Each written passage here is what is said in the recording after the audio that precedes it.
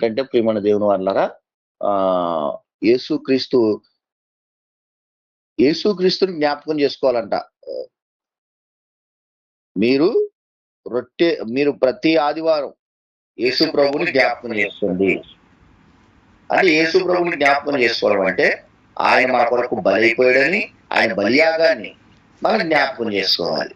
ఎందుకంటే యేసు ప్రభు ఎందుకు ఈ భూమి మీదకొచ్చాడు? ఎందుకు మరణించాడు? ఎందుకు మరణించి సమాధి చేయబడి మూడో దినాన తిరిగి లేచాడు? శరీరము రొట్టెలాగా విరవబడింది శిలువలో. కాబట్టి ఈ విషయాలన్నీ మనం జ్ఞాపకం చేసుకొని యేసుక్రీస్తులో బ్రతకాలి. ఇక మూడో విషయం మనం జ్ఞాపకం చేసుకోవాల్సిన మూడో విషయం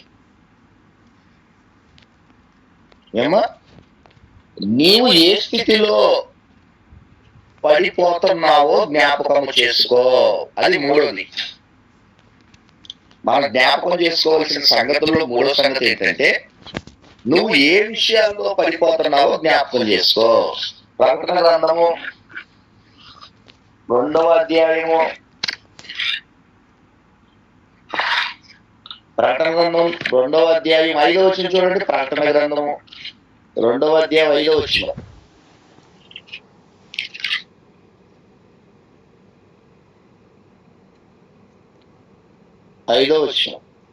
నీవు ఏ స్థితిలో నుండి పడిపోతివో అది జ్ఞాపకము చేసుకుని మారు మనసు పొంది ఆ మొదటి క్రియలను చెయ్యుము.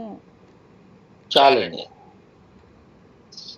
ఇక్కడ దేవుడు అంటున్నాడు, నీవు ఏ స్థితిలో నుండి పడిపోతివో అది జ్ఞాపకం చేసుకో.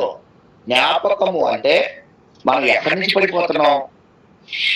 నిలబడుతున్నావా? పడిపోతున్నావా? నిలబడుతున్నావా?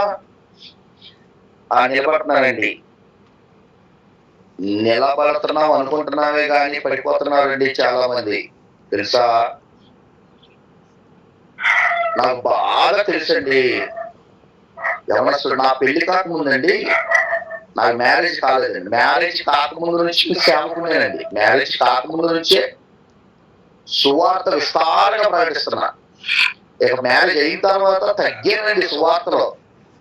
ఎందుకంటే కొద్దిగా పిల్లలు ఇల్లు కట్టుకోవాలి, మందిరం కట్టుకోవాలి, మందిరానికి స్థలం కొనుక్కోవాలి, ఇవన్నిటి వల్ల మైండ్ వాటి మీదకి వెళ్ళింది. కొద్దిగా తగ్గాను సువార్త చేయడం. ఇంకా ఇది తక్కువ. నేను చేసే సువార్త చాలా తక్కువగా చేస్తున్నాను. ఉదయం సాయంత్రం ఒక్క రోజుకొచ్చి 4 చర్చిలో చెప్పే ఉండండి వాక్యం.